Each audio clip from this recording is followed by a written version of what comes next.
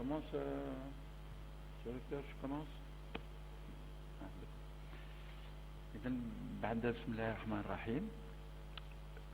Nous allons attaquer la deuxième partie de notre stage sur le LMD. Pour ceux ou celles qui n'étaient pas là lors de la dernière séance, je rappellerai très brièvement que nous avons abordé la partie organisation des études dans le LMD et les modalités d'examination. Pour cette deuxième partie, on va continuer donc un peu dans l'organisation, mais s'intéresser beaucoup plus aux spécifications internes d'une examination. Comment se fait l'examination, quelles sont les différentes sessions d'examination, les modalités de progression, etc. Donc nous aurons à peu près pour 30 à 45 minutes. Et comme on l'avait dit l'autre fois, on va s'intéresser par la suite à faire un petit test de tout ce qu'on a vu pendant les deux séances. Un petit test qu'on va vous distribuer tout à l'heure. C'est sur 45-46 questions, ce qui va nous demander à peu près 1 heure de travail. Donc si tout va bien, d'ici 11h15, 11h30, on aura terminé justement notre formation sur le LMD.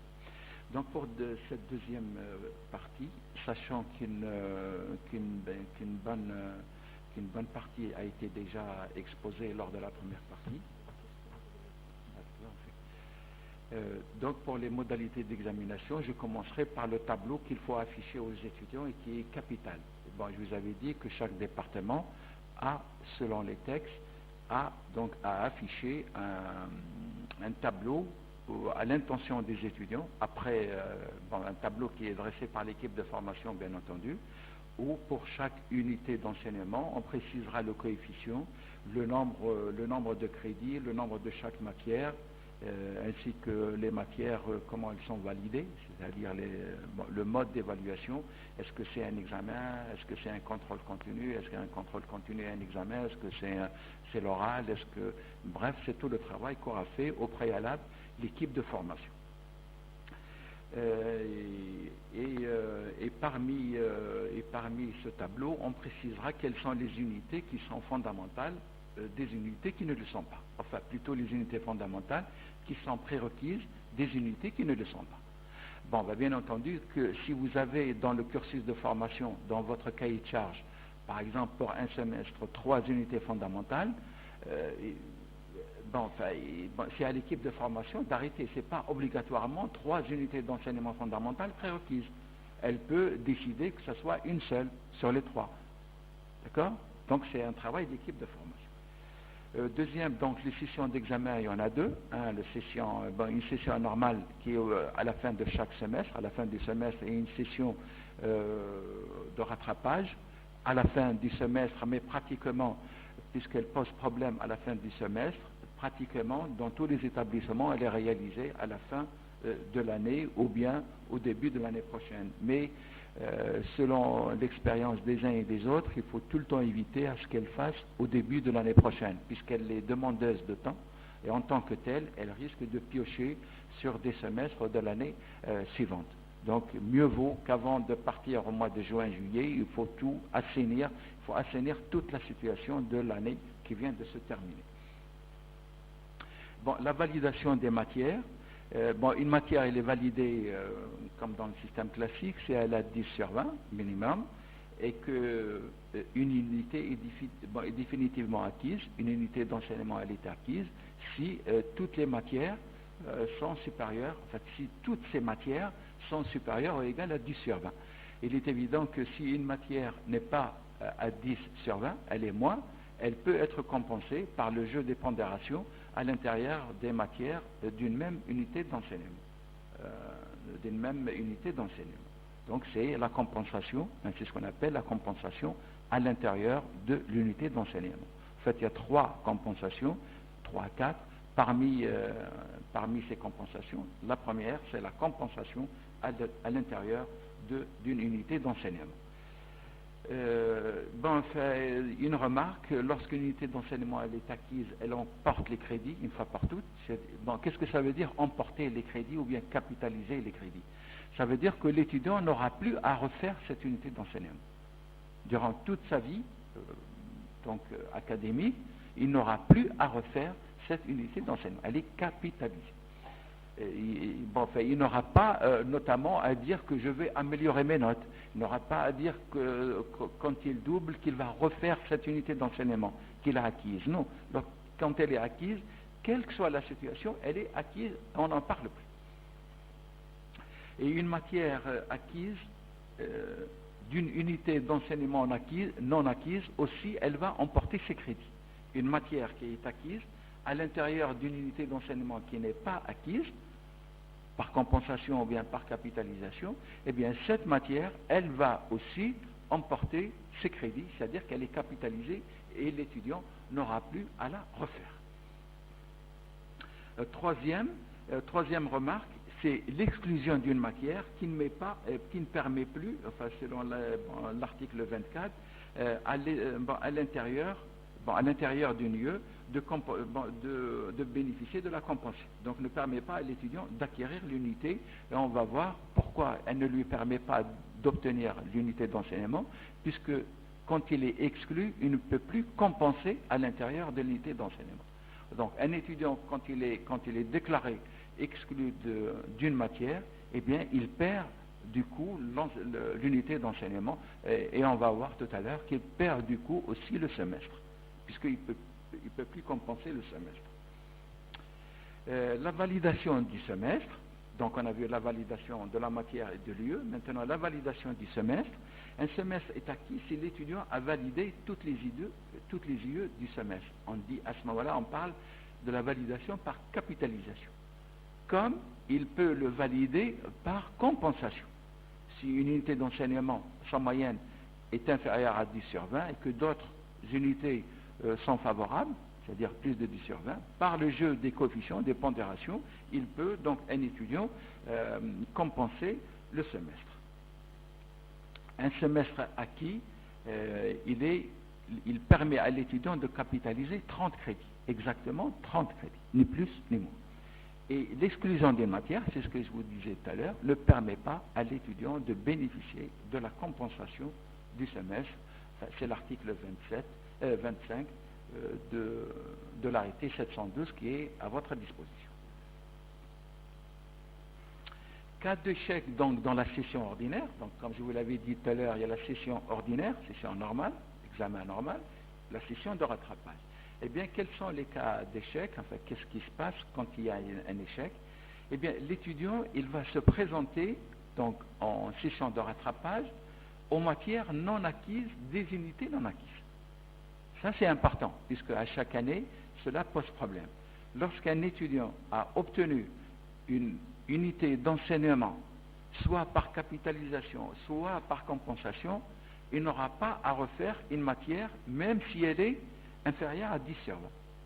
Maintenant, dans quel cas il peut repasser l'examen d'une matière, l'examen de rattrapage pour une matière dans laquelle il n'a pas obtenu la moyenne, c'est lorsque l'unité d'enseignement n'a pas été acquise, soit par capitalisation, soit par compensation.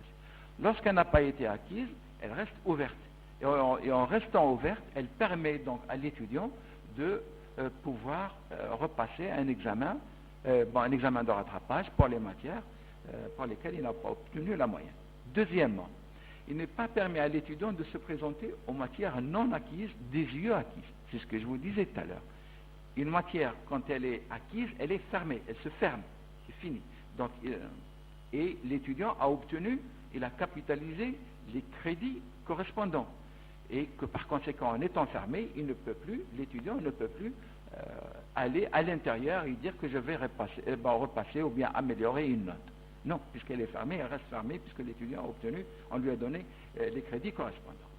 Troisièmement, l'étudiant garde le bénéfice des matières acquises dans le calcul de la moyenne de la session de rattrapage. C'est-à-dire, quand il passe à la session de rattrapage, il garde, bien entendu, pour le bénéfice des matières acquises. Qu'est-ce que ça veut dire? Ça veut dire que si une unité d'enseignement n'est pas acquise, l'étudiant donc a droit au rattrapage des matières non acquises dans cette unité qui n'est pas acquise. D'accord. Et lorsqu'on lui recalculera de nouveau la moyenne après le rattrapage, eh bien les matières qui sont acquises de l'unité non acquise, et il va les conserver.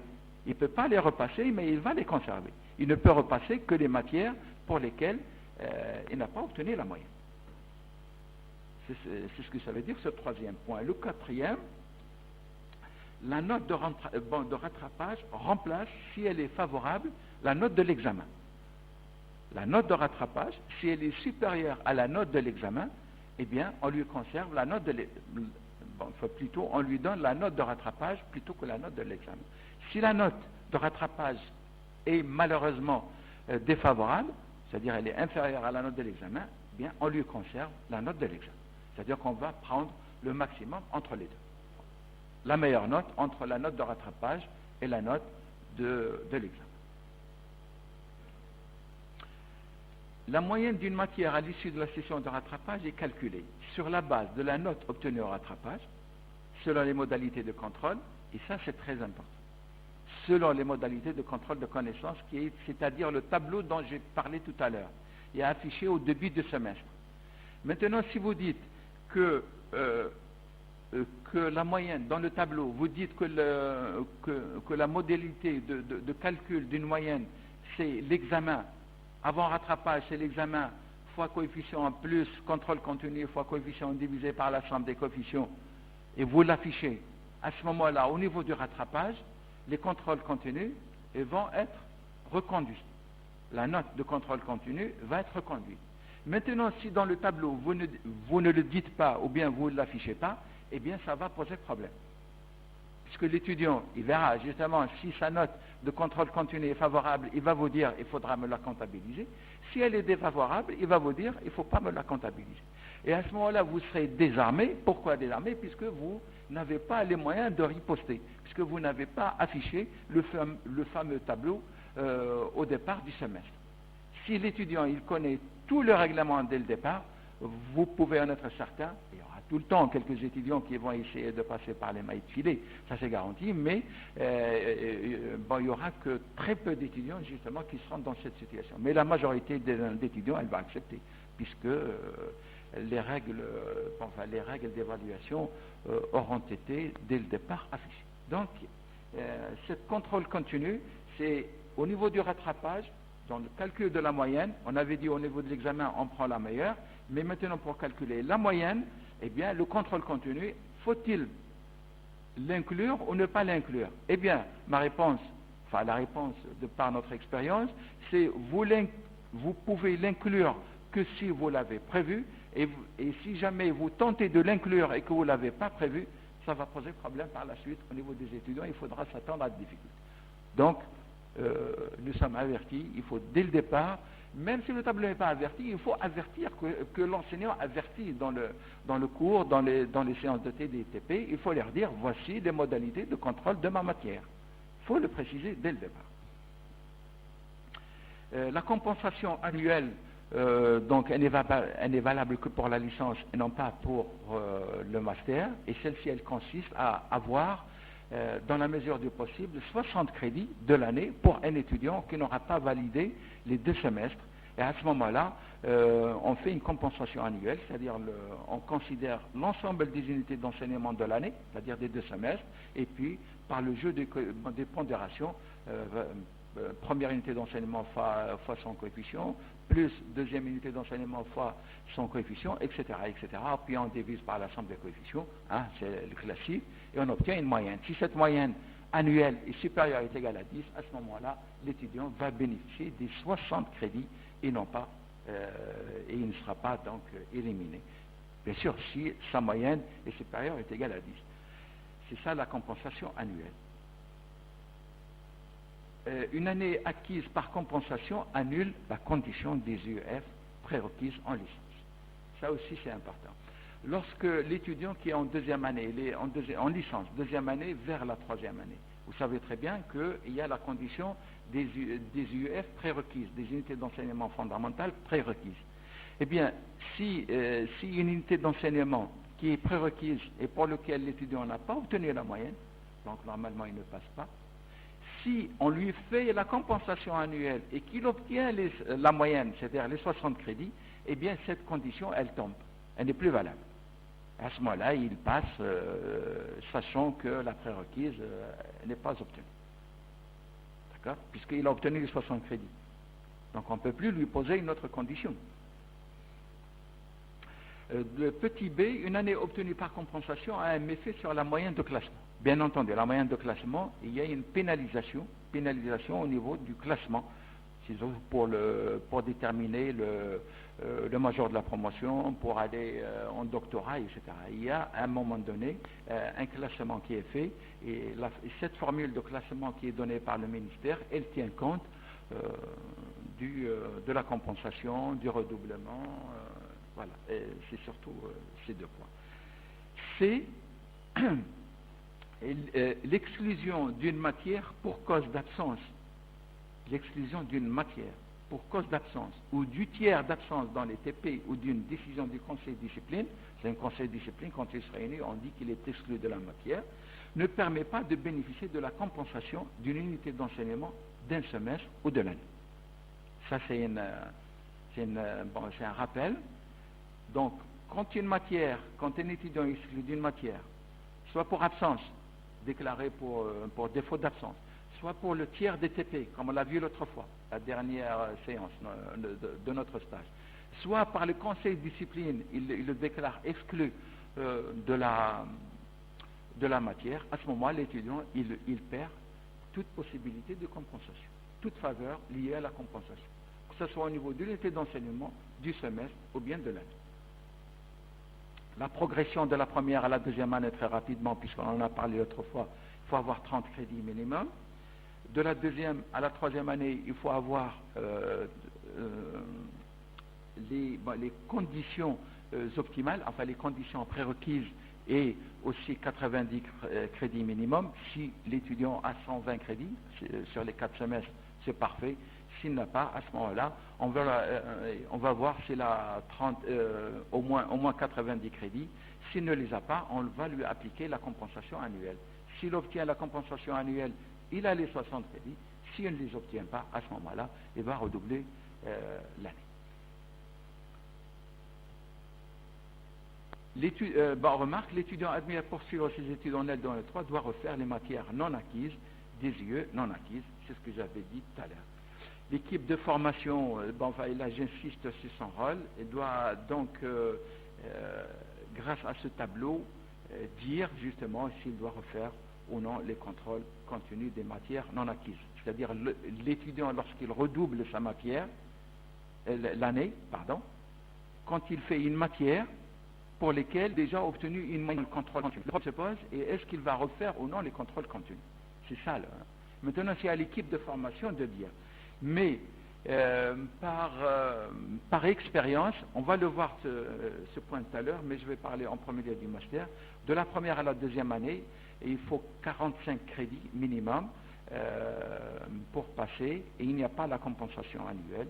Si maintenant l'étudiant a 60 crédits en première année, c'est le cas idéal. Donc l'étudiant qui n'est pas admis, là aussi je rappelle, il doit refaire les matières non acquises, des IE non acquises, et il doit donc, l'équipe de formation doit être attentive au niveau des contrôles contenus. Maintenant, le redoublement, il y a 5 fois pour la licence, 6e exceptionnellement, si jamais l'étudiant est en 3e année et qu'il a capitalisé 120 crédits. L'étudiant, une 6e année exceptionnelle, a fait ces 2 années réussies, c'est-à-dire sur les 5 ans qu'il a déjà passé, qu'il ait comptabilisé les 120 crédits en 3e année. À ce moment-là, on l'autorise, on lui donne une ultime chance de passer sa licence en 6 ans. Et en master, il ne peut redoubler qu'une seule fois. Il n'y a pas cette condition supplémentaire, cette ouverture supplémentaire. Donc, un étudiant en situation de redoublement devra refaire les matières non acquises des IE non acquises. Une unité acquise, elle est fermée, on n'en parle plus. Et une matière qui est acquise, elle est fermée aussi, On n'en parle plus. Un étudiant en situation de redoublement, voilà, c'est la question dont je me posais tout à l'heure, doit-il ou non refaire les contrôles continus des matières non acquises? Parce que pour la matière acquise, c'est fini, elle est fermée. Maintenant, il redouble pour une matière qui n'a pas acquise. Et il a une bonne moyenne, soit en TP, soit en contrôle continu. L'équipe de formation, comment qu'elle va statuer? Eh bien, les contrôles peuvent être refaits, bien entendu, enfin, si l'équipe de formation accepte. Mais en règle générale, on ne refait que ce qui est capitalisé. Or, un contrôle continu n'est pas capitalisé, c'est-à-dire qu'il n'a pas de crédit. Donc, première contradiction, si jamais on refait les contrôles continus. C'est-à-dire le contrôle continu, il reste tel quel. En cas de changement d'enseignant aussi, pour une année, l'étudiant a fait un enseignement d'une matière avec un enseignant tel. Et que quand il a redoublé, cette matière a vu un autre enseignant. Et vous l'avez remarqué, on l'a remarqué, que l'enseignant nouveau, il va se retrouver avec un étudiant qu'il va examiner et pour lequel il a déjà une partie, c'est-à-dire le contrôle continu. Généralement, l'enseignant, il est réticent. Il lui dit, non, il faut refaire avec moi toute la matière. D'accord? Donc là, c'est une première réticence qu'on peut comprendre, puisque l'enseignant, quand il donne sa matière, eh bien, il va examiner l'étudiant aussi bien sur l'examen que sur le contrôle continu. Mais si on lui dit, non, vous l'examinez que sur le contrôle continu, et que sur l'examen, et que le contrôle continu, il a déjà obtenu avec un autre enseignant, et là, il va mal prendre la chose. Hein? Nous, enseignants, on sait très bien, on est passé par là. C'est le deuxième point. Et l'étudiant aussi, lorsqu'il n'a pas obtenu la matière, cela prouve qu'il a besoin justement de reprendre toute sa matière. Et on ne va pas lui dire que vous êtes dispensé d'une partie de cette matière, c'est-à-dire les contrôles contenus, on va lui donner les contrôles contenus. Donc ce sont ces trois points qui, à mon sens, militent en faveur justement d'une réunion de l'équipe de formation qui va statuer.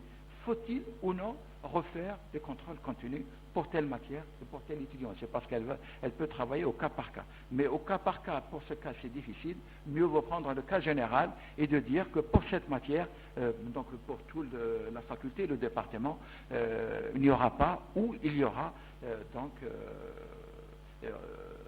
l'étudiant, il aura ou non à refaire des contrôles continus. Donc ça, c'est un point aussi qu'il faut résoudre dès le départ et ne pas attendre la fin, une fois que l'étudiant est en situation de redoublement, bien entendu. Un étudiant qui redouble la 4e fois en première année, eh bien, il ne peut plus continuer. 4e fois en première année, ça veut dire qu'il va faire la 2e année en 5e. Est-ce qu'il peut aller en 6e? Oui. Eh oui, avec la 6e. Si jamais il réussit la première année, la 5e année en 2e, bref, il ne faut pas qu'il ait 120 crédits.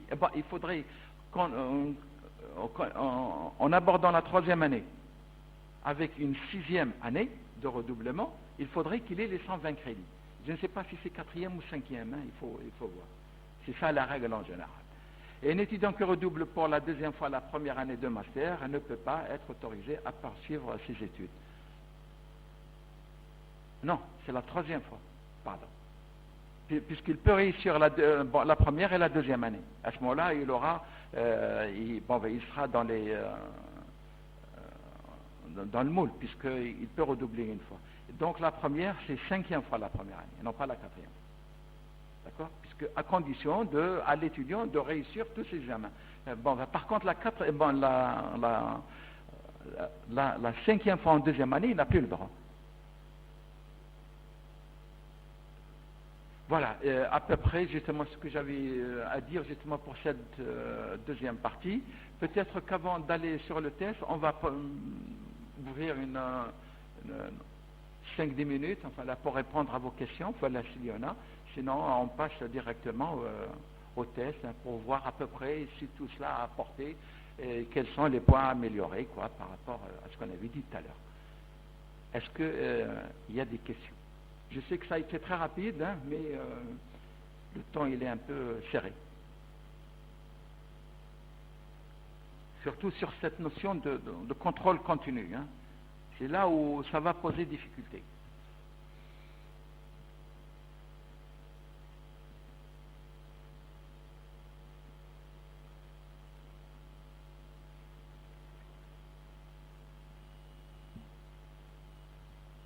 Oui?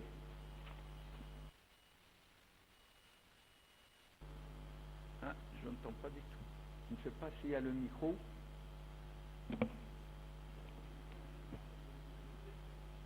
Ah, c'est là.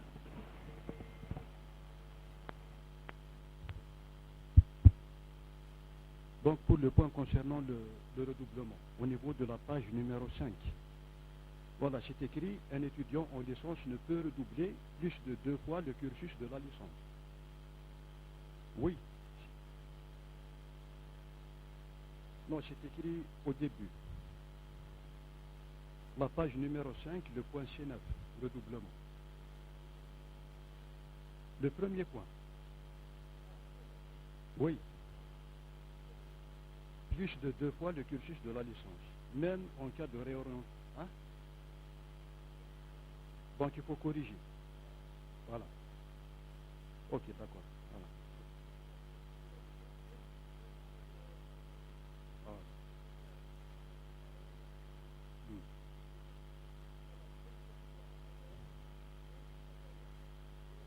Oui. Voilà. Et pour le deuxième point, un étudiant en master ne peut redoubler plus d'une fois le cursus du master, même en cas de réorientation. Ne peut redoubler plus de 2 fois. Ah. 2 fois, non. Ok. Merci. Merci.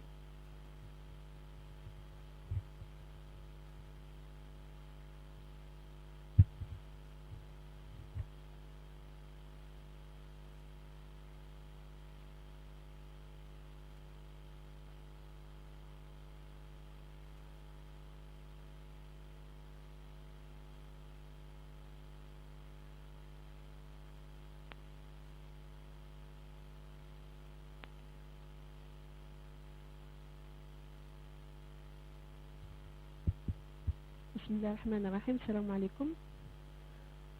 Bon, moi, je n'ai pas été à la première partie du stage. Je ne sais pas si vous en avez parlé ou pas. Concernant les CC, les contrôles continus, vous voulez parler de la note du TD? Je suis enseignante en droit. Bon, c'est la première question.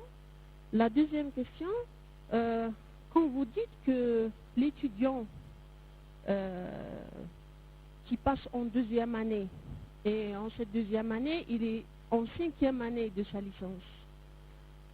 S'il réussit sa deuxième année et qu'il a les 120 crédits, il a le droit de passer en 3e année? C'est juste pour être sûr que j'ai bien compris. Merci.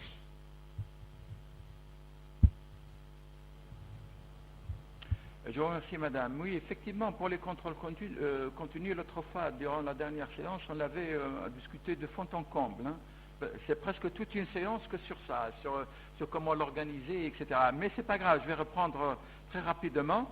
C'est que le contrôle continu dans dans l'exposé, il signifie soit une note de TD, soit la moyenne de TD, participation et assiduité, soit la moyenne des participations, assiduité et tests de TP et contrôle rendu. Et les comptes rendus, pardon. D'accord? Donc ça peut être tout ce qui concerne l'évaluation d'un TP ou bien tout ce qui concerne l'évaluation d'un travail dirigé, d'un TP. C'est ça un contrôle continu. Et on prend la moyenne de toutes les évaluations. On avait parlé de l'assiduité, de la participation, etc. D'accord? Ça c'est pour le contrôle continu. Mais dans le document qu'on vous a remis la dernière fois, je ne sais pas si vous avez voilà, mais ils peuvent vous le donner, pas de problème, puisqu'il y avait suffisamment d'exemplaires. Donc on reprend tout ça en détail, surtout comment noter l'assiduité, la participation, comment organiser le contrôle, les interrogations écrites, le compte rendu, le test de TP, etc. Donc tout ça est mentionné durant la première partie. Dans la deuxième, quand vous dites le nombre de fois, la licence, ce que dit le texte, c'est 5 fois, durant tout le cursus. Maintenant, s'il est en 3e année, ou bien il va entamer la 3e année, avec 120 crédits, et qu'il a déjà 5 années de passif, on peut l'autoriser à faire la 6e année. Par contre, s'il était en 5e année, s'il a un passif de 5 années, il était en première année, et il est admis en 2e année, on l'arrête, il ne peut pas. Puisque même s'il va réussir les 2 années qui lui restent, en abordant la 3e, ça va être la 7e année. D'accord? Donc 5 plus la 6e en 2e année, plus la 7e en 3e année, ce qui on tombera en contradiction avec la réglementation.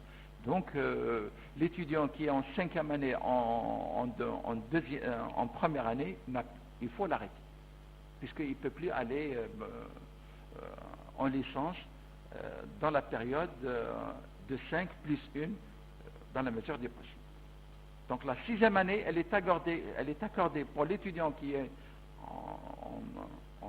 en 3e année de la licence, mais qui a déjà capitalisé son 20 crédits avec maximum 5 années. Donc maximum 5 années. Voilà à peu près justement.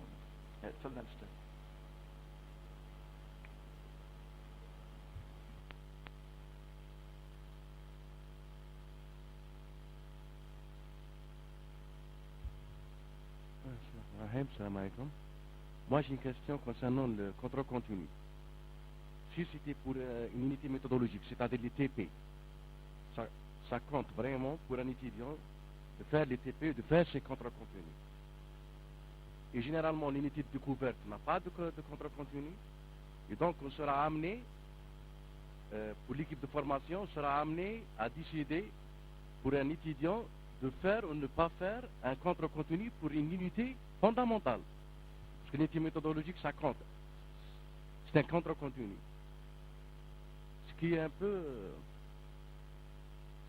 pour un étudiant, ça compte. Il faut qu'il fasse, surtout pour une unité fondamentale.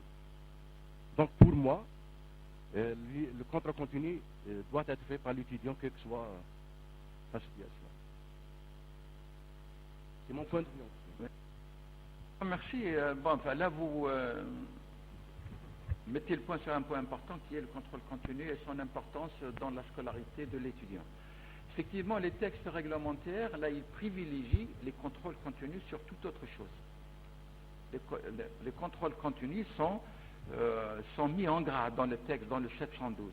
On vous dit à chaque fois que le contrôle continu il faut le privilégier autant que faire se peut. Le contrôle continu pour toutes les matières, pas uniquement pour les unités fondamentales ou l'unité découverte ou bien transversale. Dès que vous pouvez, l'équipe de formation, dans le tableau que j'avais parlé, dont j'avais parlé tout à l'heure, dans le tableau que vous allez afficher au début du semestre, à chaque fois je reviens sur ce tableau, parce que je sais que si vous ne l'affichez pas, et il y en a parmi nous, je le sais aussi par expérience, que pas mal de départements ne l'ont pas affiché, ou bien ils ne vont pas l'afficher. Là, il faut s'attendre à difficulté à la fin de l'année. Mieux vaut l'afficher dès le départ. Et on dit justement, dans ce tableau, on dit que telle matière a tel contrôle continu. Mais il faut le préciser. Maintenant, si par exemple, pour un cours de droit, vous n'avez pas un cours, vous n'avez pas de TD et TP, il est très difficile de faire un contrôle continu, voire impossible. À moins si vous avez une disponibilité d'enseignants, une disponibilité de salle et de classe, en plus, il faudrait que la planification le permette, et que les étudiants acceptent, bien entendu, de venir, en plus de leur emploi du temps, faire le contrôle continu. Mais généralement, pour un cours théorique, il est difficile de faire le contrôle continu, et auquel cas, il faut se contenter de l'examen. Mais pour une matière, qu'elle soit fondamentale, dans une lieu fondamental, découvert, méthodologique ou transversale, il faut, et qu'elle ait un TD ou un TP, il faut absolument qu'il y ait le contrôle continu. Les capitales. Même des fois, il faut privilégier le contrôle continu sur l'examen. Alors, on peut ne pas faire l'examen, mais le contrôle continu, il faut le faire. Ah oui, on va vous parler du redoublement. Oui, voilà. Donc, j'avais exposé tout à l'heure les 3 points qui militent en faveur, justement, à ce qu'un étudiant refasse l'ensemble de ses contrôles continus. C'est vrai. Moi, personnellement, je suis pour. Mais bien que les textes ne soient pas clairs dans cela, mais de par expérience, il faut que les contrôles continus pour un redoublant, pour une matière qui n'a pas acquise, bien entendu, l'étudiant, il est préférable qu'il refasse l'ensemble, aussi bien les examens que les contrôles continus. Les capitales aussi. C'est pas qu'un étudiant qui n'a pas obtenu la moyenne à une matière, ça veut dire qu'il n'a pas les prérequis pour cette matière. On ne peut pas lui dire que vous n'allez pas faire les contrôles continus.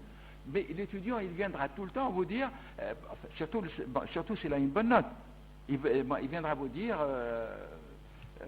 non, monsieur, moi, je ne vais pas refaire ce contrôle continu. Mais en plus, de lui dire aussi que vous n'allez pas refaire le contrôle continu. Il y a un point capital dont j'ai oublié que j'ai oublié tout à l'heure de souligner. Vous n'allez pas le faire au cas par cas. Vous allez vous dire pour tout le groupe, vous n'allez pas refaire le contrôle continu, c'est-à-dire qu'on va vous conserver les moyennes, les contrôles continus de l'année dernière. Mais dans le groupe, il y a des bonnes notes de contrôle continu et des mauvaises notes. Imaginez à un moment donné qu'un étudiant il n'a que 1 sur 20 en contrôle continu, et que vous lui dites de ne pas refaire le contrôle continu. Mais il va être condamné. Il ne va jamais obtenir la matière.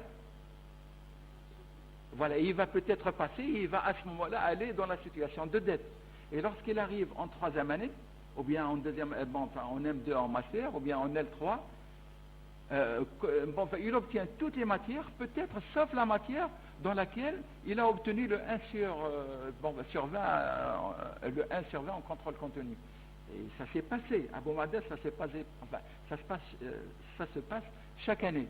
Et l'étudiant, il viendra vous dire, écoutez, moi je suis condamné, là je ne peux plus avancer dans cette matière. J'ai un contrôle continu qui me suit de la première année, c'est 1 sur 20, et je ne peux pas avancer. Qu'est-ce que vous allez faire à ce moment-là? Même au niveau de l'enseignant, il ne peut plus rien faire. Donc c'est dès le départ, mieux vaut, lorsque l'étudiant redouble, qu'il efface le contrôle continu, et il le refait. Il le refait comme s'il ne l'avait jamais fait, et il le refait en même temps que les examens, etc. C'est préférable pour lui, et on donne une deuxième chance pour les étudiants qui n'ont pas obtenu, qui n'ont pas une bonne note. Maintenant, pour les étudiants qui ont une bonne note, c'est à l'équipe de formation de voir. Mais, quoique c'est très difficile de faire la différence et de travailler au cas par cas à l'intérieur d'un groupe. Vous lui dites, vous n'allez pas refaire vos contrôles continus, et à l'autre, vous allez dire, non, vous allez refaire les contrôles continus. Non, c'est pas mieux vaut, dès le départ, à mon sens, moi c'est ce que je fais personnellement, l'étudiant qui redouble de chez moi, il refait les contrôles continus, et je suis tranquille pour le reste.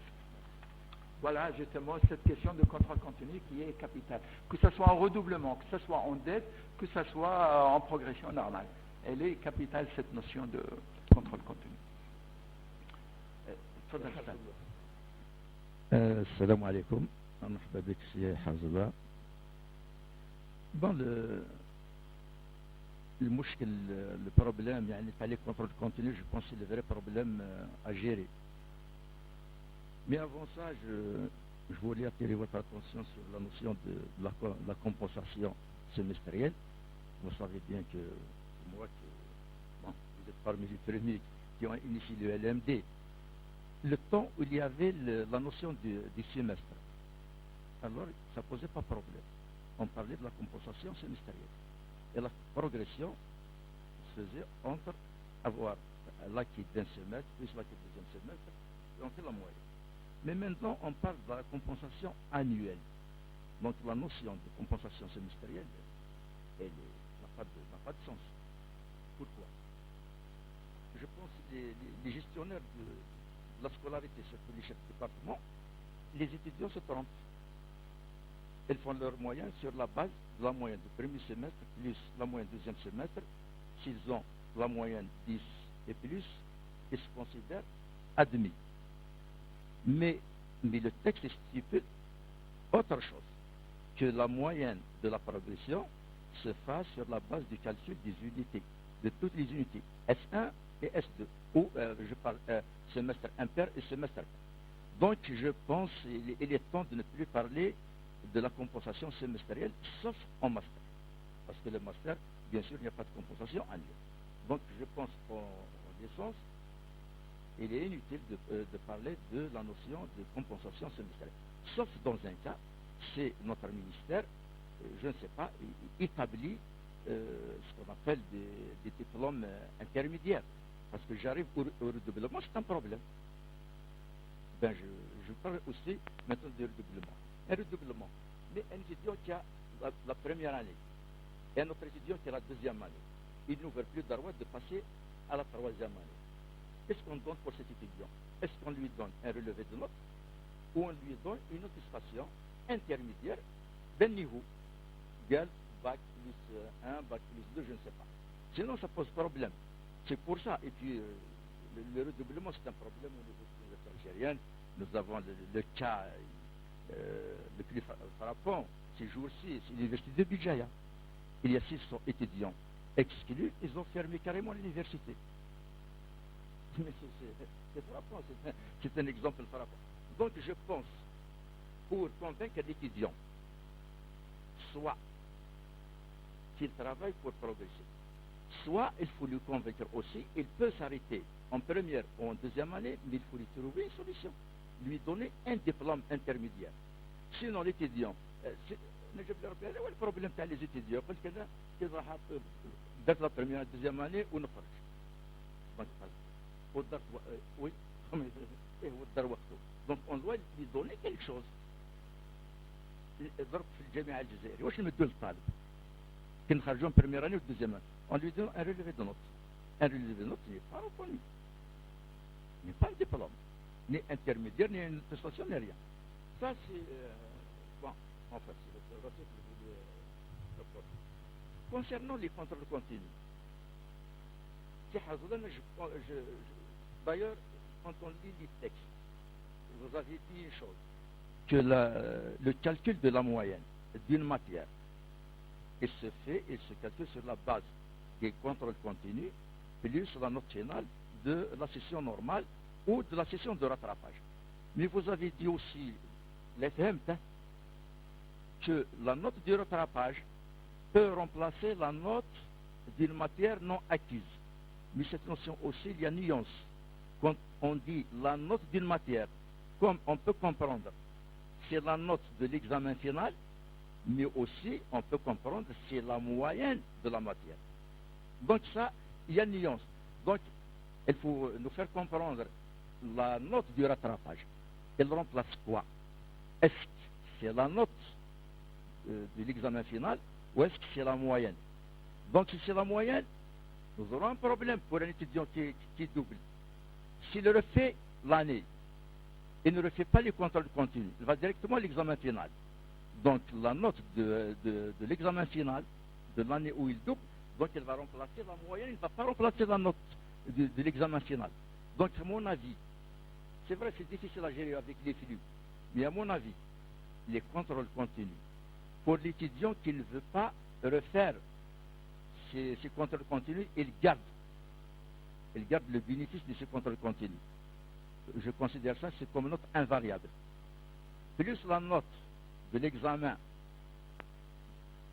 après pondération, et là sa moyenne. Sinon, pour moi, la meilleure solution, c'est de dire aux étudiants de refaire les contrôles continus. Et je vous remercie.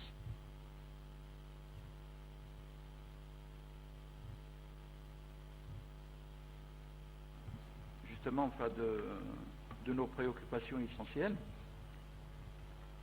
Bon, il y a un certain nombre de points, peut-être, la majorité des points, je suis entièrement d'accord avec vous, peut-être sur un point pour lequel je ne suis pas d'accord, et je le laisserai à la fin, si vous me permettez.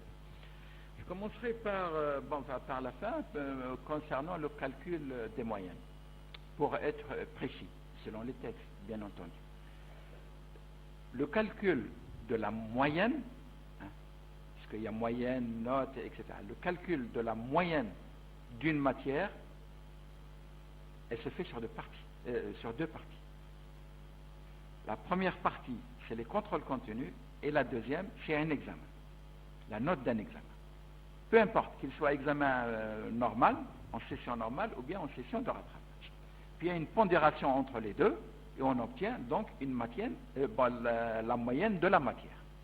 Ça, c'est ce qui est admis depuis que l'université est université.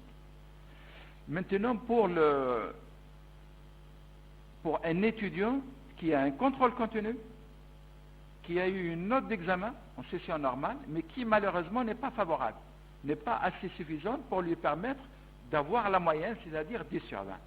Il a le droit d'aller en rattrapage pour cette matière, puisqu'elle est toujours ouverte. Eh bien, quand il passe l'examen de rattrapage, qu'est-ce qui va se passer?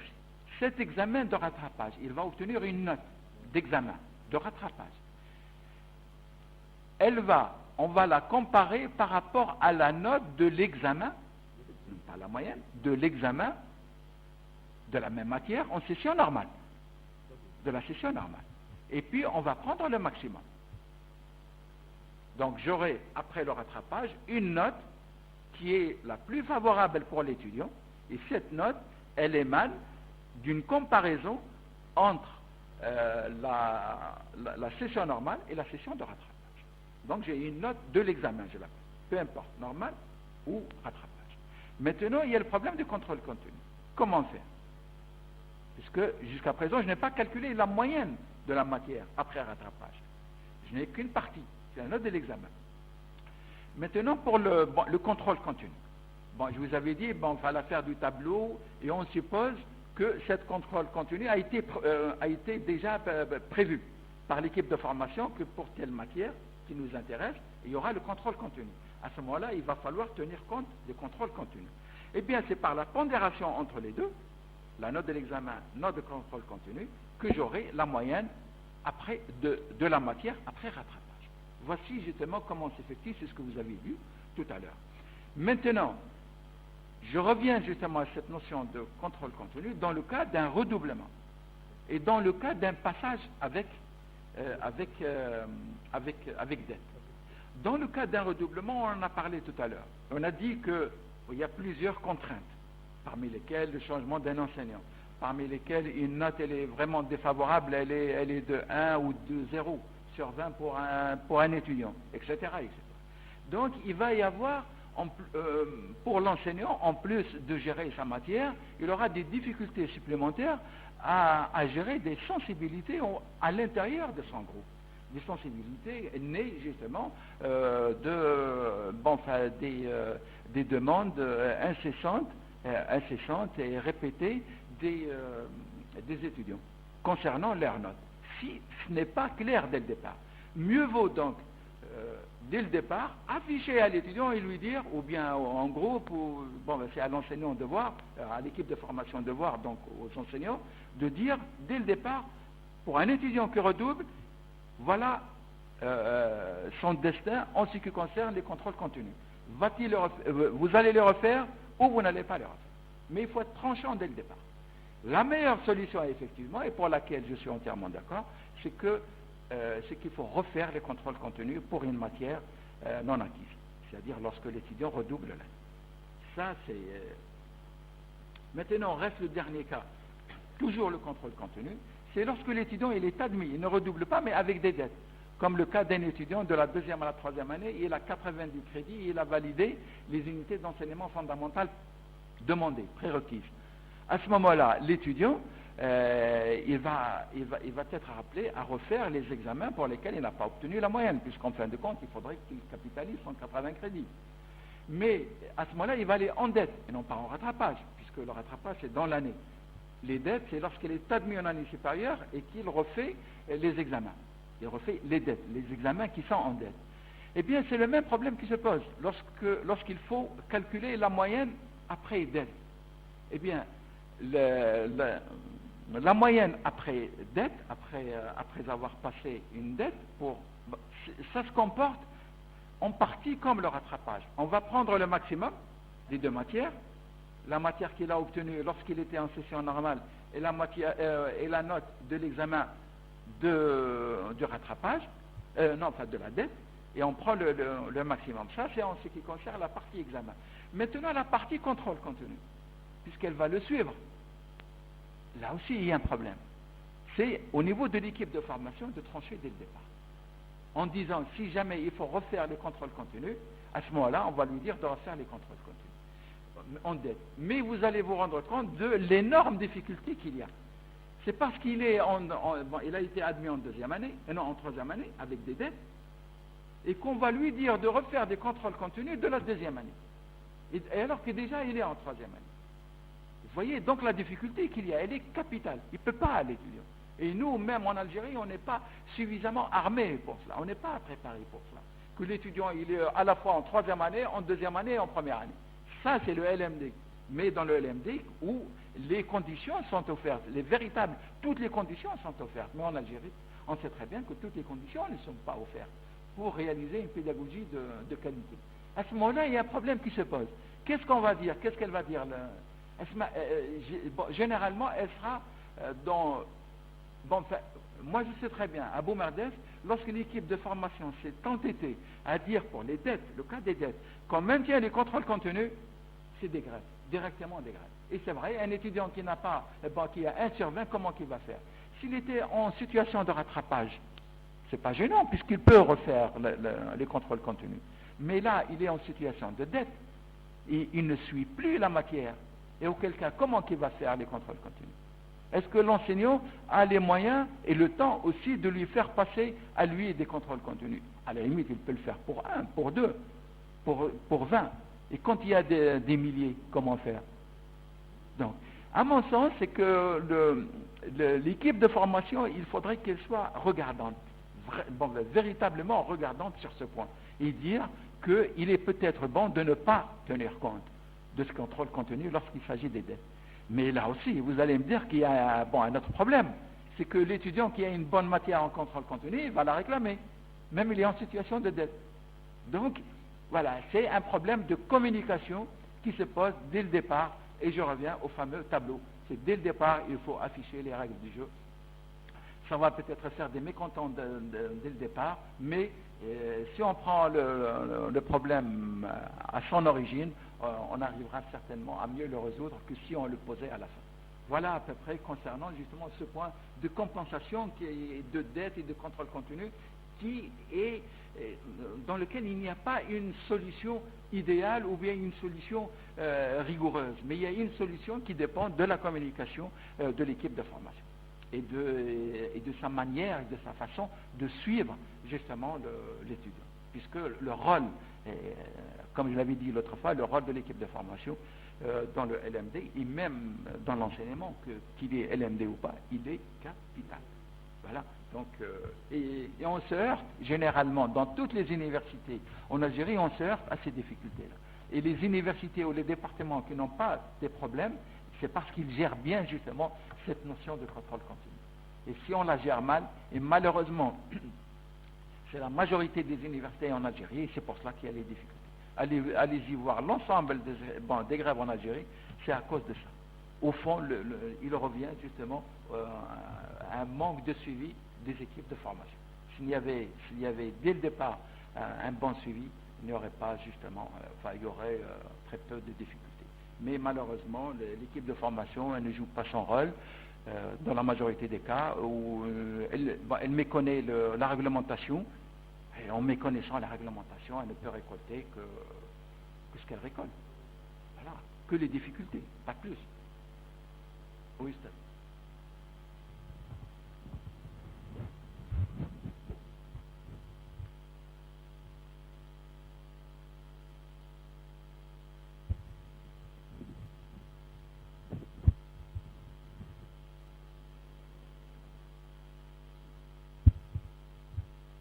Toujours, je continue sur ce point. Je ne pense pas que c'est le problème, c'est un problème de comité pédagogique ou de l'équipe de formation. Parce que même si on fixe les règles de jeu dès le départ, l'étudiant va comparer avec les autres départements et avec d'autres équipes de formation. Et on aura toujours le problème. À mon avis, il faut activer un peu le conseil de domaine. C'est-à-dire le responsable de domaine, en contactant les responsables de filière, il fixe les règles de jeu dès le départ pour tous les étudiants d'une faculté. Je pense que c'est ça. Oui, ce que vous dites, mais bien entendu, moi lorsque je parle d'une matière, je parle au niveau de l'université. Moi j'irai plus que le domaine, mais c'est le CSU, c'est le conseil scientifique de l'université qui doit harmoniser l'ensemble des règles de travail. Parce que si c'est au niveau d'une faculté, vous gérez bien, au niveau d'une faculté, ils ne tiennent pas compte de la réglementation, ça va poser problème, puisque l'étudiant, il va vous dire, il va comparer, comme vous l'avez dit. Et il va dire, au niveau de la faculté telle, il n'applique pas la même chose dans la même université. Donc c'est au conseil scientifique de l'université, ou je ne sais pas, enfin, il faut trouver la bonne méthode d'harmoniser l'ensemble, ce qui n'est pas facile à faire. Mais on peut, ne serait-ce que commencer à harmoniser au niveau du domaine, comme vous l'avez dit, ou bien au niveau de la faculté. Au niveau de la faculté, par exemple, le conseil scientifique de la faculté, avant d'aller vers une harmonisation au niveau du CSU. L'idéal serait dès le départ au niveau du CSU. Toutes les règles soient identiques au niveau de l'université. Comme ça, il n'y aura pas justement à discuter de telle ou telle différence par rapport à tel ou tel département ou faculté. C'est vrai, c'est ce que vous dites. Mais encore une fois, moi quand je dis matière, ce n'est pas une matière au niveau d'une spécialité, d'accord, parce que je suis obligé de parler, de raisonner au terme de la spécialité, mais pour l'ensemble. D'accord. Bonjour.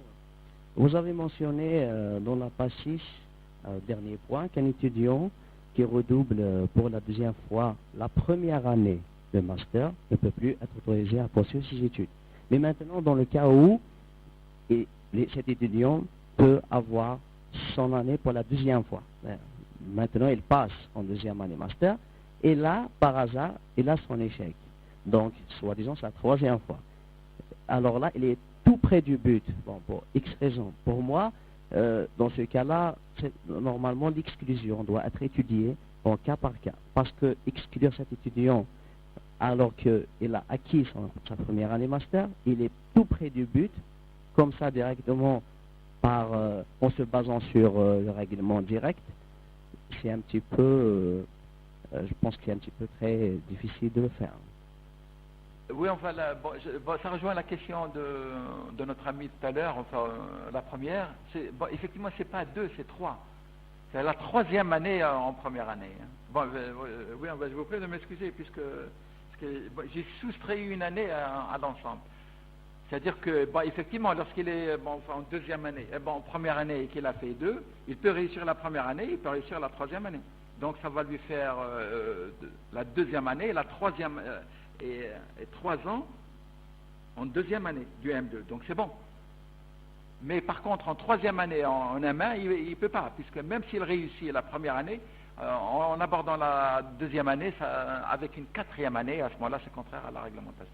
Donc c'est 3 années en M1 et 5 années en L1. 5 années en L1. Ça existe. Hein. Bon, vous voyez des étudiants qui sont en 5e année en L1 et ils n'ont pas bougé. Bon, à ce moment-là, on ne peut plus les accepter puisqu'on se mettra en contradiction avec la réglementation. Mais par contre, je n'ai pas répondu justement à l'ensemble des questions. Donc, pour la compensation annuelle, c'est vrai ce que vous dites, c'est que la compensation annuelle, c'est pas la moyenne semestre 1 plus la moyenne semestre 2 sur 2. Non, il ne faut surtout pas faire cette erreur. On va considérer, comme cela a été dit, l'ensemble des unités d'enseignement de l'année, des semestres pairs et impairs. Chaque unité d'enseignement a un coefficient et une moyenne. Et on va faire comme si c'était un semestre, comme si c'était dans le système classique. On fait la moyenne annuelle, sans tenir compte du semestre. Et puis on calcule, et on aura donc après coefficient 1 fois unité de 1, plus coefficient 2, coefficient matière unité 1, plus coefficient fois matière, etc. Enfin, bref, la pondération, à ce moment-là, on obtient une moyenne qui est annuelle. Et là, elle reflète justement ce que dit la réglementation. Il faut surtout éviter à ce que ça soit S1 plus S2 sur 2. Mais il y en a certains, surtout les mathématiciens, ils vont me dire que c'est la même chose. Eh bien non, ce qu'on a fait justement, c'est pas du tout la même chose. Il y a une différence, ne serait-ce qu'au niveau de quelques dizaines de points. Et ça peut jouer au niveau du rachat. D'accord? Donc là, c'est important. Par contre, au niveau de la compensation annuelle, donc on l'a vu. Maintenant, la compensation semestrielle, à quoi qu'elle sert? Elle sert à dire si l'étudiant il obtient les 30 crédits ou pas. Donc elle peut être importante. Si on lui fait la compensation du semestre, il peut avoir les 30 crédits. Et si on lui fait la compensation du deuxième semestre, il peut obtenir 30 crédits. Et 30, ça fait 60, et à ce moment-là, il est admis. Par contre, si on ne lui fait pas la compensation du semestre, on va aller dans la compensation annuelle, eh bien, ça peut aboutir au même résultat, bien entendu. Mais on aura fait un examen en plus pour rien. Et sachant que les examens sont très coûteux, ça pour les étudiants, mieux vaut filtrer dès le départ la capitalisation, et puis on va à la compensation du semestre. Et s'il n'y a pas la compensation des semestres, à ce moment-là, on va à la compensation annuelle. Donc la compensation du semestre, elle est importante, puisqu'elle peut éviter à l'administration d'économiser une planification concernant justement un certain nombre d'examens pour des étudiants. Bon, enfin, même s'il y a un seul, il faut le planifier avec des examens, corrections, etc. etc. Peut-être que j'ai répondu à l'orientation. Ah oui, vous avez parlé aussi de l'orientation. Les études, un étudiant quand il échoue en deuxième année, quand il échoue en première année, que faut-il faire? Un étudiant, pour qu'il ait un diplôme en LMD, en licence, il faut 180 crédits. Quel que soit le nombre d'années, en Algérie, ils l'ont fixé à 6 années, puisqu'il n'y a pas justement le retour d'expérience. En master, il faut avoir les 120 crédits aussi, quelles que soient les années, mais en Algérie, on l'a fixé à 3 années. C'est pas grave, il y a une réglementation, on l'a. Mais un étudiant, quand il est en deuxième année, ou bien quand il est en première année, il a capitalisé, selon la définition de terme qu'on avait vu tout à l'heure, eh bien cette capitalisation lui permet d'avoir un certain nombre de crédits. Et c'est tout ce qu'il peut avoir dans le LM. Il va les avoir durant toute la vie. On aura même un relevé de notes. Mais on ne peut pas lui délivrer une attestation, un diplôme de 2 années. Un diplôme à 2 années, c'est 120 crédits, il n'y a pas un diplôme à 120 crédits en licence.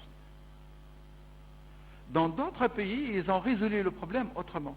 Un étudiant qui est en deuxième année en France, il peut faire valoir ses 120 crédits avec un diplôme de BTS. Or, les BTS en Algérie n'existent plus. Voilà, c'est ça. Lorsqu'on fait une réforme, il ne faut pas placer uniquement la réforme, mais il faut penser aussi à l'ensemble d'autres choses qu'il faudrait mettre en place pour que la réforme réussisse. Et notre réforme, si elle connaît des difficultés, c'est notamment aussi à cause de ce point. Un étudiant, il n'est pas rassuré. Quand il rentre à l'étudiant, il n'est pas rassuré et il est frappé dès le départ d'une sinistrose qui l'amène parfois justement à échouer. Et cet échec l'amène dans la rue. Par contre, si dès le départ, on ne lui sème pas cette notion de sinistre, attention, si on ne réussissez pas, vous êtes exclu. Et exclu, ça veut dire que c'est le chômage et l'échec dans la vie sociale. Comme le fait en France, dès le départ, l'étudiant, il est rassuré. Il faudrait, peut-être la 3e année pour lui, c'est très difficile, eh bien, il va essayer d'avoir les 120 crédits. Et à ce moment-là, les 120 crédits, il peut avoir en contrepartie un diplôme de BTS. En France toujours, puisqu'il s'agit de la France, je peux dire l'Espagne. L'Espagne, dont je connais aussi leur système, ou bien le Portugal, en un an, eh bien c'est la maîtrise. Ils donnent justement un diplôme correspondant à la maîtrise, ce qu'on appelle les diplômes intermédiaires. Nous, la licence, comme on appelle ça, la licence ancienne classique, on l'a supprimée. Mais il a fallu la maintenir comme dans la loi sur l'enseignement supérieur, mais comme un diplôme intermédiaire. Elle n'est plus enseignée, d'accord, mais elle est reconnue. Elle est reconnue lorsque l'étudiant il sort en un an du master avec 30 crédits, eh bien, s'il ne veut plus continuer, non, avec 60 crédits, pardon, s'il ne veut plus continuer en M2, pour une raison ou une autre, par exemple, en situation d'échec, il n'arrive pas à passer en deuxième année, à peine, ou bien il passe en deuxième année et il dit que je ne peux plus suivre, et à ce moment-là, on lui donne un diplôme équivalent à Bac plus 4, c'est-à-dire la licence. C'est ce qui se fait dans les pays européens, on lui donne un diplôme de Bac plus 4. En France, ils n'ont pas supprimé la maîtrise. Elle n'est plus enseignée, mais on ne l'a pas supprimée. Elle est reconnue par la fonction publique française. ou bien espagnole, ou bien portugaise. Voilà, et nous, on a tout effacé. Non. Une réforme, elle ne remplace pas le tout, elle remplace une partie, mais il faut laisser aussi les bonnes pratiques de l'ancienne réforme, de l'ancien système. Voilà, et on se heurte actuellement à ces difficultés, et vous les remarquez, hein, tous les étudiants ils veulent aller en master, et quand ils arrivent en M1, ils ne savent plus quoi faire, les ingénieurs maintenant ils ne savent plus quoi faire, voilà, hein, puisque à mon sens il y a un problème de communication qui se pose. Hein, la solution elle est facile, mais si on communique bien, elle est très facile, puisque ce n'est pas la réforme, ce n'est pas le LMD qui est en cause. Il ne faut surtout pas se tromper et dire que c'est le LMD. Ce n'est pas le LMD. Le LMD, c'est une architecture d'enseignement, hein, c'est tout. Hein, c'est pas... Mais c'est ce qui va avec, les alentours. C'est ça qu'il faut renforcer. Malheureusement, ces choses-là ne sont pas renforcées. Voilà à peu près la réponse, la discussion que je peux faire au niveau des réponses, enfin des questions qui ont été posées, ou aussi des réponses apportées. Est-ce qu'il y a une autre question? Il nous reste encore 2 minutes. Hein? S'il n'y en a pas, à ce moment-là, on va... Ah oui, bien sûr.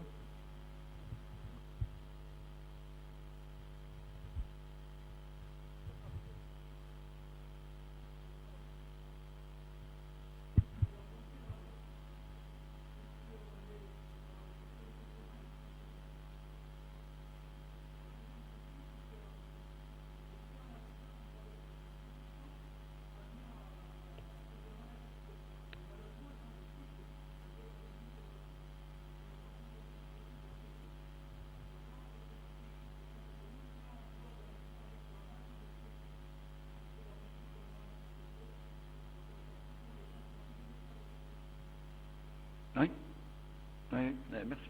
Oui, enfin, ma première question, quand il s'agit d'un étudiant qui bloque, est-ce qu'elle est comptabilisée? Non.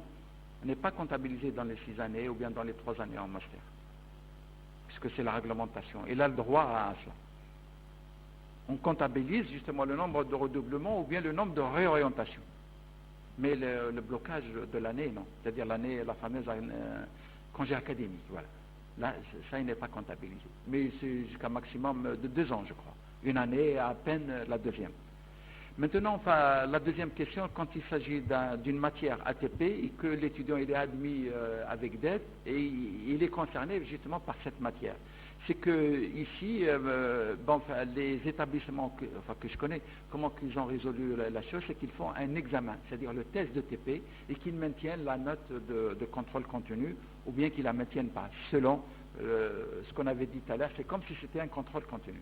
Mais l'examen de test, le test, ça va être remplacé par un examen de dette.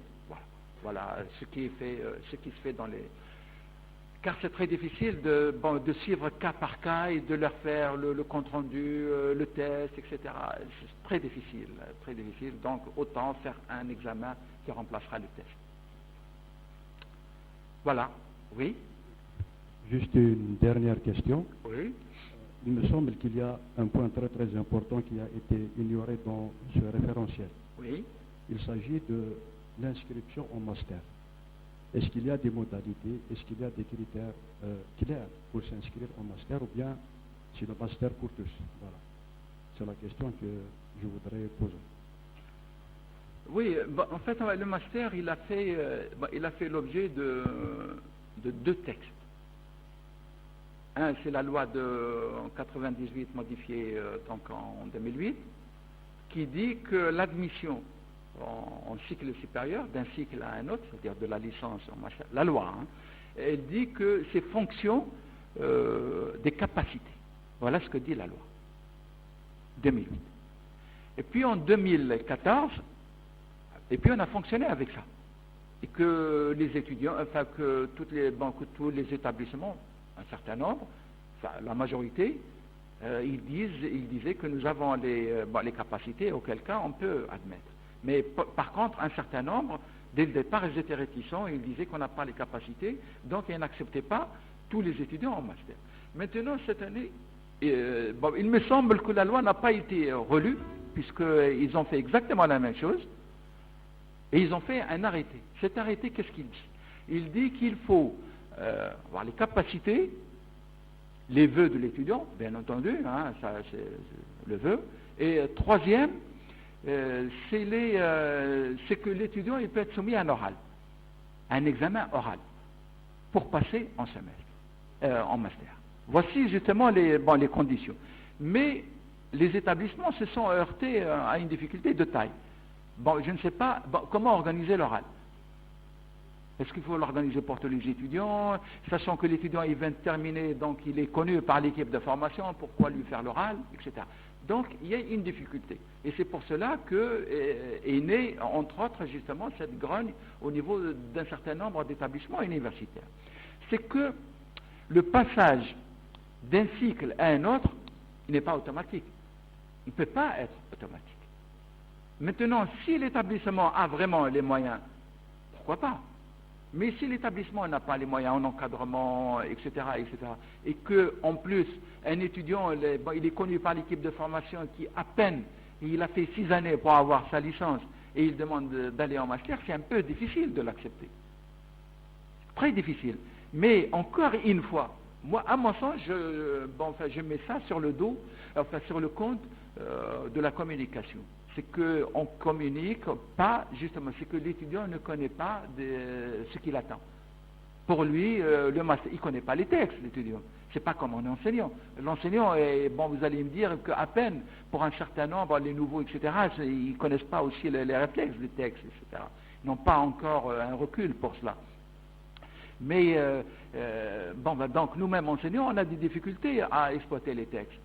Donc n'en parlons pas pour les étudiants. Donc l'équipe de formation qui est censée représenter des enseignants quand même qui ont de l'expérience, il faudrait qu'ils communiquent avec l'étudiant et dès le départ lui expliquer que le master, attention, c'est pas l'élite, non, c'est pas réservé pour l'élite, puisque c'est une formation de masse que nous avons à l'université, c'est sa définition, mais que nous n'acceptons que les étudiants qui ont un certain nombre de capacités à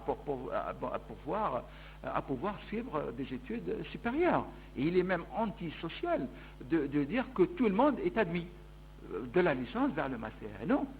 Mais là aussi, l'étudiant il va vous dire, mais écoutez, c'est que le marché de l'emploi n'absorbe pas suffisamment ou pas du tout, presque pas du tout, justement des étudiants qui ont plutôt de diplômés qui ont la licence. À juste titre, il ne faudrait pas qu'on l'ignore aussi. C'est que le marché de l'emploi aussi ne répond pas aux besoins. Là aussi, donc il y a un problème réel de politique sectorielle qui se pose. Il faudrait que ça provienne justement d'une réflexion au plus haut niveau. Ce n'est pas au niveau de l'université qu'elle peut résoudre ce problème. Impossible. L'université ne peut pas dire que tout le monde est admis en master ou non. Bien sûr, pour avoir la paix sociale, mieux vaut dire que tout le monde est admis social et le problème est résolu. Mais c'est antisocial, comme je l'ai dit tout à l'heure. Et les là, on certes, justement, à cette difficulté de taille. Voilà, à défaut d'une politique qui, à mon sens, n'est pas claire du tout. Certes, il y a les textes, mais les textes qui sont difficilement applicables dans notre contexte, que ce soit au niveau dans le contexte universitaire ou bien environnemental, c'est-à-dire l'industrie. Voilà justement la réponse. Donc vous voyez, je n'ai pas une réponse précise pour cela. C'est à l'équipe de formation de communiquer, et d'être perspicace, à défaut d'accepter tout le monde. Oui, madame. Attendez, si jamais il y a le micro, puisque je n'entends pas. Bonjour. Ma question, c'est par rapport à l'équivalence. Si un étudiant, il redouble, et l'année en cours, c'est pas les mêmes, il est confronté à des modules, à des modules nouveaux par rapport à un autre canevas. Comment on va faire cette équivalence? Ça veut dire les modules acquis, les modules nouveaux, est-ce qu'il va les suivre, il ne va pas les suivre? Et notamment pour les étudiants qui ont des dettes. Des dettes dans un module, et le module, il n'est plus enseigné. Comment il va faire? Comment on va gérer l'équivalence? Est-ce qu'on peut la faire unité fondamentale, ou bien par rapport au crédit? Je ne sais pas, on a été confronté plusieurs reprises à ce genre de problème. Oui. Merci. Effectivement, je vous remercie, madame. Effectivement, c'est un réel problème. C'est un réel problème dû au changement, j'allais dire, intempestif des programmes, surtout de la première année et cette année de la deuxième année. C'est-à-dire que le ministère nous a donné des programmes nouveaux pour les domaines et cette année, je crois aussi pour les filières.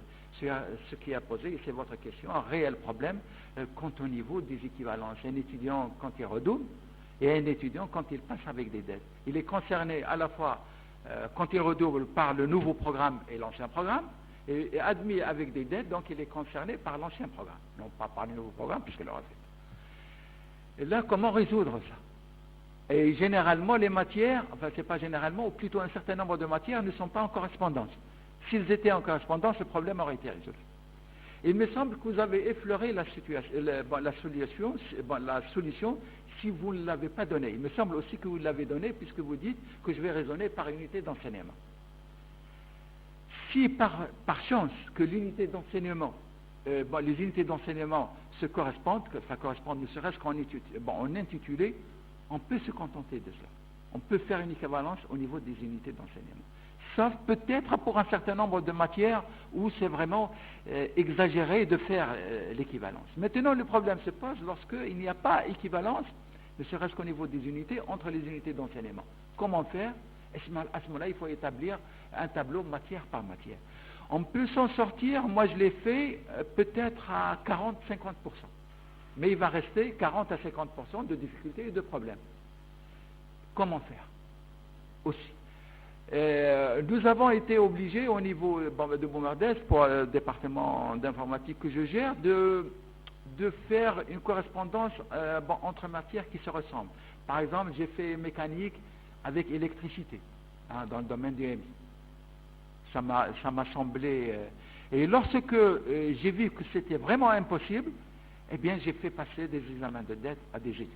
Mais j'ai dit aux enseignants quand même d'être vraiment clément, puisque l'étudiant il ne connaît pas justement cette matière, quand il s'agit d'une matière bien entendu au niveau des transversales ou découvertes, pas au niveau des fondamentales. Fondamentales on s'en sort en général, mais au niveau des fondamentales, en découverte et même en méthodologie, j'aurais dit en fait d'être quand même un peu, c'est la clémence et voilà, ne pas donner la moyenne comme ça, mais quitte même à donner des questions très abordables, faire un oral, etc. Donc là aussi, la réponse elle est très difficile, mais cela dépend du travail acharné de l'équipe de formation qu'elle aura à faire. Mais c'est un travail ingrat. Et le ministère, lorsqu'il nous change un programme, il ne sait pas dans quel embarras il va mettre les établissements universitaires. Et tous les établissements universitaires se plaignent justement de ces modifications. Mais vous allez me dire aussi que les modifications sont inévitables. D'accord, mais pas de la sorte, puisque là c'est tout le domaine qui a changé, sauf peut-être au niveau des UF, encore. Donc quand on fait un changement, il faut peut-être, je ne sais pas, il faut peut-être aller progressivement, ou bien le laisser, comme le préconise le LMD, à la réflexion, à la juste réflexion de l'équipe de formation, de l'université. Et il faudrait que le programme émane de l'université et non pas d'en haut. C'est ce qui réclame le LMD. Et lorsqu'il y a un pilotage excessif d'en haut, vous pouvez en être certain que ça ne marche pas et c'est ce qui va se poser. Et en plus, ce n'est pas résolu, puisque ce problème de changement, ce n'est pas encore résolu. Bon, vous allez voir dans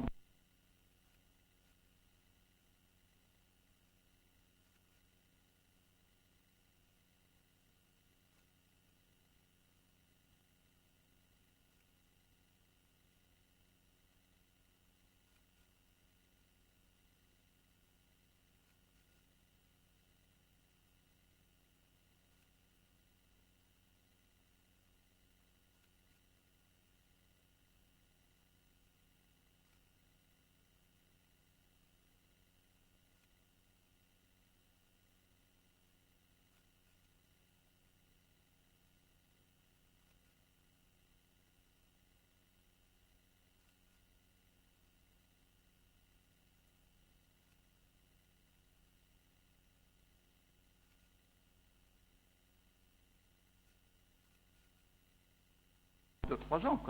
Comment il va ressurgir de nouveau? Il faut, à mon sens, lorsqu'on fait un changement, si les gens du ministère ils étaient là, bon, je leur dirais que lorsqu'on fait un changement, il faut être très prudent. C'est pas comme ça, on balance un programme et appliquez-le. Non. C'est nettement plus difficile que ça. Et il faut responsabiliser les équipes de formation. C'est-à-dire aux équipes de formation de savoir comment changer. D'accord, on va changer, on va améliorer, mais il faut aller progressivement, et ça c'est l'équipe de formation qui peut le savoir et non pas une décision administrative, ou bien un CPND, ou bien un CRE, etc. Voilà, peut-être j'étais un peu dur envers le ministère, mais c'est parce qu'il nous a causé des difficultés quand il y a un changement de programme, et c'est nous qui endossons justement le travail. C'est nous qui réalisons le travail dans un climat de stress extraordinaire, et alors qu'on aurait pu l'éviter. Voilà à peu près, peut-être qu'on va s'arrêter là, on va passer un peu un petit test pour voir un peu si ce qu'on a dit, si les questions, puisque vous allez retrouver les mêmes questions ici, sont emportées ou non, et voilà, et on va vous donner par la suite le corrigé, et puis vous allez voir, lire, etc. Vous allez voir que c'est dans une heure, vous allez voir justement que c'est intéressant.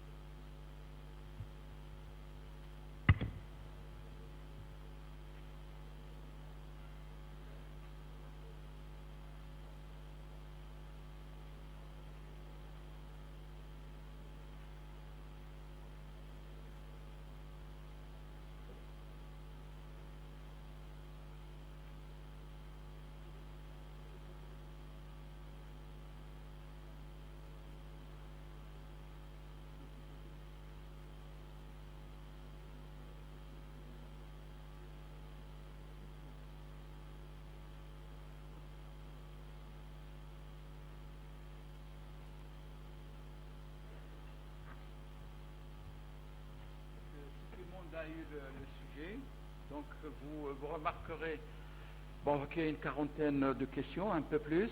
Il y a 2 questions en répétition, je crois 4, et la 6 et 26, le dernier 6 et 26, enfin, c'est pas gênant.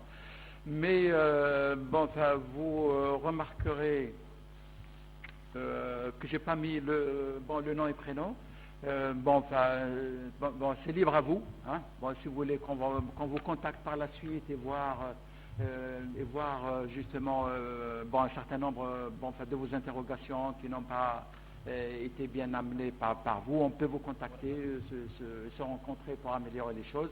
Si maintenant vous dites, moi je fais le test, et voilà, c'est libre à vous. Donc celui qui met le nom, le prénom, je le contacterai par la suite pour discuter avec lui profondément sur la chose. Voilà, donc c'est un test d'1 heure. Moi, si monsieur le recteur veut ajouter quelque chose, je crois que c'est tout comme... Voilà, vous répondez sur la même feuille. C'est pour cela que je vous ai laissé de la place. Après chaque question, il y a de la place. Vous répondez sur cette même feuille. Voilà, donc il est... attendez voir, je ne sais pas quelle heure. Je crois 10h30. Ah oui, mais bien entendu, que vous pouvez répondre français ou en arabe, aucun problème. Malheureusement, je ne connais pas la mesure, sinon je vous aurais dit aussi voilà, parce que j'aurais des difficultés à corriger la chose avec ça. Donc il est moins quart, donc on va s'arrêter à... il est 11h moins quart, midi moins quart. Voilà.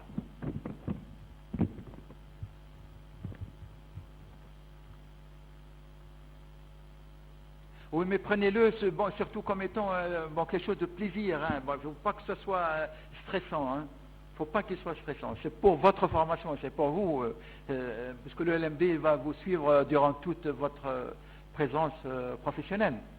Donc prenez-le comme étant un réel plaisir. Et bon, une réelle satisfaction, voilà.